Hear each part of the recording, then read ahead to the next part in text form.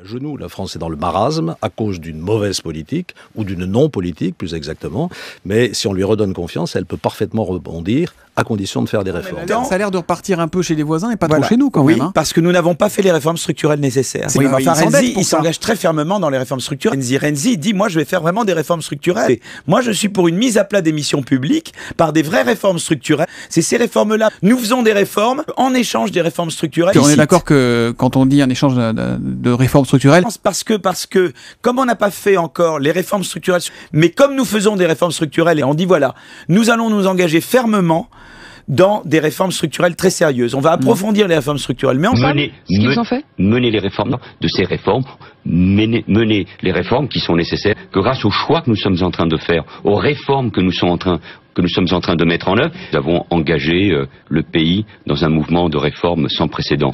Donc, il faut un mouvement de réforme. Et pour engager les réformes... Parce qu'il faut faire des réformes structurelles. Poursuivre les réformes qui sont nécessaires pour que l'économie soit plus compétitive. Ce qui compte, c'est qu'il n'y ait pas une réforme, mais qu'il y ait une réforme continue, des réformes continues. La Commission européenne vraiment donne un bonus, un satisfecit aux pays qui ont non seulement une réforme, mais un plan de réforme, une stratégie de réforme. La détermination donc de mon gouvernement à faire les réformes est sans faille. Pas seulement sur le secteur bancaire, mais aussi sur le travail, le coût du travail, la réduction de la dépense publique. Alors la question est la suivante, serez-vous au rendez-vous de ces réformes structurelles ? Il y a une surveillance accrue sur les réformes structurelles. On a un plan national de réforme. C'est toutes les réformes structurelles proposées par le pays. L'Union européenne, elle est là pour convaincre le pays de se réformer. Ce dont on a besoin, c'est d'une France qui fait des réformes. Je verrai Emmanuel Macron la semaine prochaine pour parler des réformes. Il y a la baisse des prix du pétrole. Et donc, il y a un effet là, un alignement de planète qui est positif. Mais si ça ne s'accompagne pas de réformes structurelles. Et c'est la raison pour laquelle il faut faire des réformes de structure. L'Europe a besoin de la France. La France est la deuxième économie de la zone euro. C'est pas une petite économie. C'est une économie qui a des grandes entreprises, c'est une économie qui a des ressources magnifiques. Oui, mais ce dont la France a besoin, c'est de plus de réformes. Nous sommes sur une pente de plus en plus glissante, sur une sorte de toboggan, et que rien ne pourra nous arrêter si nous ne prenons pas la décision nous-mêmes de nous réformer. Je n'ignore pas que beaucoup de questions peuvent se poser parfois sur mon pays, là où il en est, ce qu'il fait pour se réformer. La France est en mouvement et rien n'interrompra l'élan des réformes qui a été engagé. Je suis en effet convaincu que la France a besoin de ces réformes. Et ça, pour le coup, les réformes structurelles, comme on dit dans le jargon communautaire, c'est bien, c'est bien, c'est bien. Est-ce que aujourd'hui, enfin, nous nous rendons compte, nous, à gauche, nous socialistes, qu'il y a une réalité qui s'impose à nous dans nos textes et dans nos réflexions ? Avec une gauche passéiste ?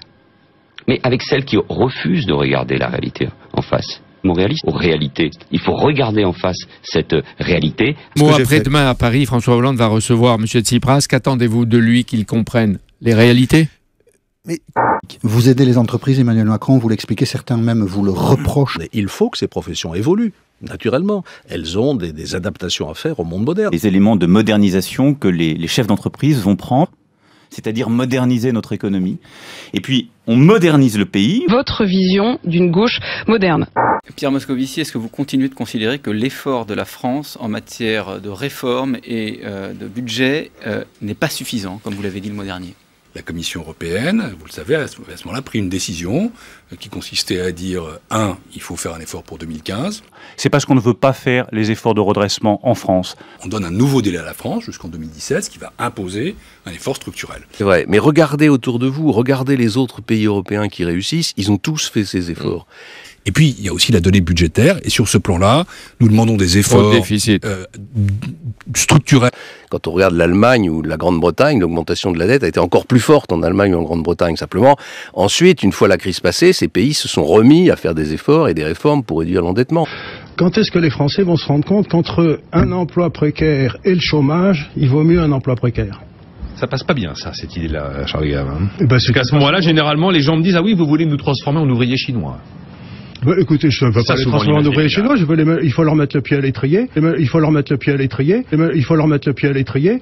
Je vous signale que moi, j'ai commencé dans des emplois précaires dans ma carrière, quand j'étais aux États-Unis, je tondais des cimetières, et puis voilà, et puis voilà, et puis voilà. Vous avez dit, Emmanuel Macron, qu'il fallait moderniser le marché du travail. Qu'est-ce qu'il faut faire ? Il faut créer un contrat de travail plus souple, qui permet peut-être de faciliter les licenciements, donc à l'entrée d'embaucher plus facilement? Combler. Quel domaine, quoi? Qu'est-ce qu'il faut comme réforme? Par exemple, la loi Macron va être votée. Attendez, la loi Macron va être votée mardi, vous serez sans doute à Bruxelles. C'est bien, c'est pas bien. Et qu'est-ce qui manque pour que ce soit une grande réforme? Qu'est-ce qui manque pour que ce soit une grande réforme? Je dis que le système n'incite pas à reprendre du travail. Et je suis un peu surpris par la polémique que suscitent les déclarations de M. Macron, parce que ce qu'il dit est plein de bon sens. Hein. J'ai ensuite pris le temps nécessaire pour présenter les réformes ambitieuses que nous menons et allons continuer de mener en France avec un seul mot d'ordre à chaque fois: faciliter, moderniser, simplifier pour libérer l'activité en France. Je crois qu'il y a vraisemblablement du côté du gouvernement la prise de conscience quand même que, notamment du côté du Code du travail, il y a une lourdeur. Libérer le marché du travail.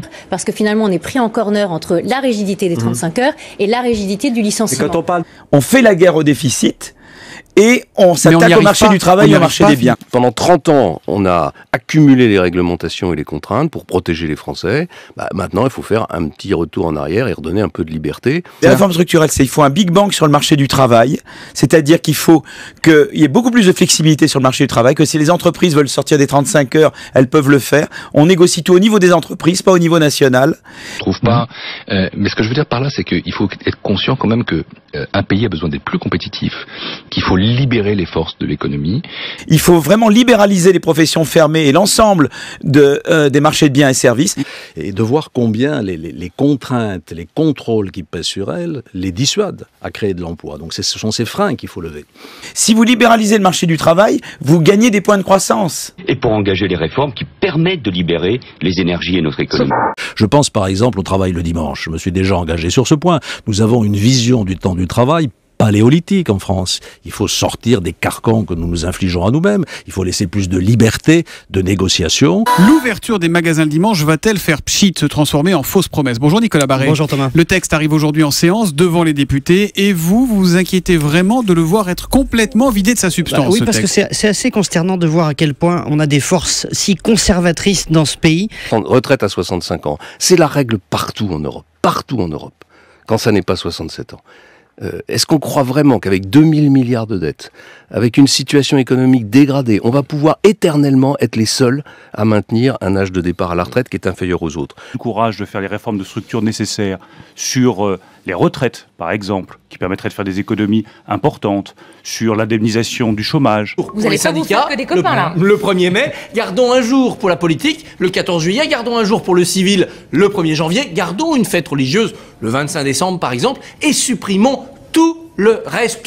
Allez, j'ajoute, pour célébrer la paix, peut-être gardons le 11 novembre de manière européenne. Il faut aussi supprimer la 5e semaine de congé payé. On a pu se l'offrir il y a 30 ans, on ne peut plus la financer. Il faut bien entendu quitter les 35 heures et remonter à 37 ou 39 pour redégager de la compétitivité. Il faut travailler 65 ans, il faudra le faire. Alors, on n'est pas obligé de faire tout ça en même temps dès demain matin, mais si on ne fait pas cela, progressivement, assez rapidement, eh bien on sera définitivement dépassé par l'Allemagne, on sera définitivement écrasé par la Chine. Et si vous n'êtes pas d'accord, vous pouvez aller vous recoucher.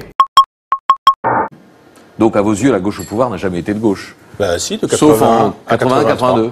Oui. Quand elle a vidé les caisses, quoi. Quand elle a vidé les caisses, quoi. Quand elle a vidé les caisses, quoi. C'est comme ça que disent les libéraux qui veulent nous convertir au libéralisme. 80-82, c'est la seule période de la gauche au pouvoir qui... Oui, absolument. C'est la seule période où effectivement on nationalise, on augmente le salaire des pauvres, on considère effectivement qu'on peut réduire le temps de travail, donner des vacances en plus. Oui, je pense que ça, ce sont des programmes de gauche. La gauche qui vide les caisses, la gauche qui vide les caisses, la gauche qui vide les caisses.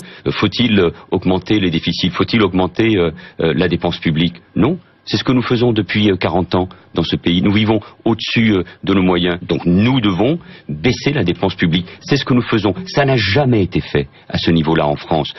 Pour baisser les impôts, qu'on met plus d'argent dans les caisses, il faut réduire les dépenses. Et à tous, je tiens le même discours. Et ce discours, c'est il faut que la réduction des déficits soit faite de façon consistante et structurelle. Votre ancienne ministre Valérie Pécresse a admis il y a quelques jours une erreur, celle de ne pas avoir assez baissé les déficits en début de quinquennat, d'avoir été trop généreux. Mais en même temps, heureusement, ils font aussi des économies. Heureusement. J'ai donc demandé au gouvernement de Jean-Marc Ayrault de mener à marche forcée le rétablissement des comptes publics. Je vais prendre un exemple. Oui. Je dis qu'il faut supprimer environ 600 000 postes dans la fonction publique, dans les 3 fonctions publiques de l'État. Il faut également revoir la fiscalité qui pèse sur ceux qui investissent dans les entreprises. Ce pacte, enfin, c'est un exercice de vérité sur le coût du travail. C'est d'ailleurs ce que le gouvernement socialiste aimerait bien faire. Ils essayent, comment dirais-je, par le biais, parce que c'est difficile pour eux de reconnaître qu'ils vont augmenter la TVA, mais on sent bien qu'il y a cette envie du gouvernement socialiste d'augmenter la TVA et de baisser les charges. Les 20 milliards de crédits d'impôt pour la compétitivité et pour l'emploi seront financés pour moitié par des économies et pour un tiers par la TVA. S'agissant du monde économique qui, lui, a besoin de cette constance. Il a besoin de croire que quand on leur dit on baisse de 12 milliards cette année les charges des entreprises, on le fait, et l'année prochaine on baissera de 10 milliards, et on le fera. A porté à 40 milliards d'euros sur les 3 années à venir les allègements de charges et d'impôts pour les entreprises et les entrepreneurs. Je répète le chiffre. En 2015, pour l'ensemble des entreprises, le CICE, plus la baisse de cotisation, c'est 12 milliards d'allègements de charges. D'agir, et je l'ai dit souvent, sur le coût du travail, sur la durée du travail, sur le marché du travail. C'est pour baisser le coût du travail. On sait très bien ce qu'il faut faire. On sait la baisse du coût du travail. On sait très bien ce qu'il faut faire. On sait qu'il faut agir sur le coût du travail, qu'il faut agir sur la durée du travail, qu'il faut agir sur le code du travail. Nous vivons dans un monde ouvert, dans une économie de marché. Nous vivons dans une Union européenne avec des règles. Il faut évidemment les respecter. Comme les capitaux et les personnes circulent librement, si vous taxez plus les personnes et les entreprises en France, comment voulez-vous qu'elles soient concurrentielles? On a fait croire pendant trop longtemps, à travers des raisonnements idéologiques sophistiqués, qu'on pouvait s'abstraire des contraintes économiques et financières. Non, il y a un moment où ces contraintes, elles sont aussi évidentes que les phénomènes naturels. À chacun de se dire, est-ce qu'il y a une politique alternative à ce que nous faisons? Oui, il y en a. Il y a ce que propose l'extrême droite. D'abord la faute à la Grèce et au gouvernement précédent qui ne s'était pas réformé, qui n'avait pas mis... Mais oui, tous les gouvernements précédents qui ne s'étaient pas réformés, qui n'avaient pas fait les efforts nécessaires. Donc ça, c'est très important. Et il faut que la Grèce le comprenne. Ce qu'il faut, c'est du mouvement. Il faut qu'elle s'adapte. Alors, elle s'adapte avec une nouvelle majorité qui a pris des engagements. Il est bien naturel qu'une nouvelle majorité veuille respecter ses engagements, mais il faut se réformer, il faut se moderniser. Il faudra rembourser la dette. S'il s'agissait, et je lui ai dit, et nous lui disons tous, s'il s'agissait de creuser le déficit en Grèce, ce ne serait pas raisonnable, ce ne serait pas possible. Et donc faire en sorte que la Grèce elle-même, je reviens à ce que je disais au début, se réforme, que cette Grèce soit plus compétitive, que ces entreprises soient capables de tenir le coup par rapport à la concurrence internationale. Enfin, des discours que nous nous tenons à nous-mêmes aussi, mais que la Grèce a absolument besoin de remplir. Avant de le réaliser.